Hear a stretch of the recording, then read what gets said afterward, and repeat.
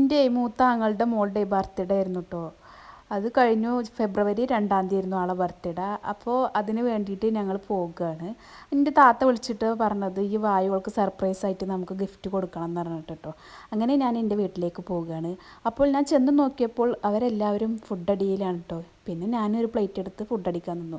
Food പത്തിരി, പൊറോട്ട, പിന്നെ ചപ്പാത്തി ആയിരുന്നു കേട്ടോ. പിന്നെ ഞങ്ങളെ ഫുഡ് അടിയൊക്കെ കഴിഞ്ഞിട്ട് ഞങ്ങൾ കേക്കൊക്കെ മുറിക്കാൻ നിന്നു കേട്ടോ. അങ്ങനെ സ്ഥിരം ക്ലീഷോ കട്ട് ചെയ്യുന്നു, എല്ലാവർക്കും ഓരി വെച്ച് കൊടുക്കുന്നു. അങ്ങനെ കേക്ക് ഒക്കെ കഴിച്ചതിന് ശേഷം സർപ്രൈസ് കൊടുത്തു കേട്ടോ. അവൾക്ക് കേക്ക് ഉണ്ടെന്ന് അറിയാം, പക്ഷേ ഡ്രസ്സ് കാര്യങ്ങളൊന്നും ഉണ്ടെന്ന് ആൾക്കറിയില്ല കേട്ടോ. അങ്ങനെ ആനന്ദച്ചിരിയാണ് ആളെ ചിരിക്കുന്നത്. ചിരിക്കണമുണ്ട് പിന്നെ കരയണമുണ്ട് കേട്ടോ. ആൾ രണ്ടിലും പെട്ടൊരവസ്ഥയിലാണ് ആളിപ്പോൾ നിൽക്കുന്നത്. ഇയാളെ പറ്റി പറയുകയാണെങ്കിൽ ആൾ ഞങ്ങളൊരു ബെസ്റ്റ് ഫ്രണ്ടാണ് കേട്ടോ. ഓളെ ബർത്ത്ഡേ ഞങ്ങൾക്ക് കുറച്ച് സ്പെഷ്യലാണ്.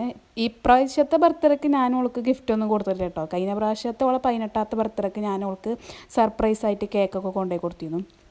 ഈ ഗിഫ്റ്റുകൾ പിന്നെ എൻ്റെ താത്താൻ്റെ വകയാണ്, 2ാമത്തെ താത്താൻ്റെ വക. ഒരു പാർട്ടി വെയറും പിന്നെ ഒരു ഷൂവ്, പിന്നെ കേക്കും ഫുഡും ഒക്കെ ഓളെ വക തന്നെയായിരുന്നു കേട്ടോ.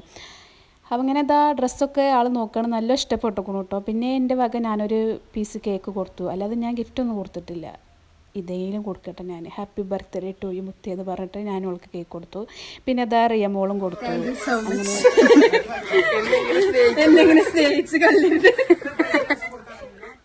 അമ്മായിയുള്ള സ്നേഹം കണ്ടിട്ടുള്ള മറുപടിയാണ് ഓള പറഞ്ഞത്. പിന്നെ ഓളെ ചുരിദാറിട്ടിട്ട് കുറച്ച് നേരം പട്ടിഷോ കാട്ടി, പാവല്ലേ, കുറച്ച് നേരമൊക്കെ കണ്ടു നിന്ന് ഞങ്ങൾ.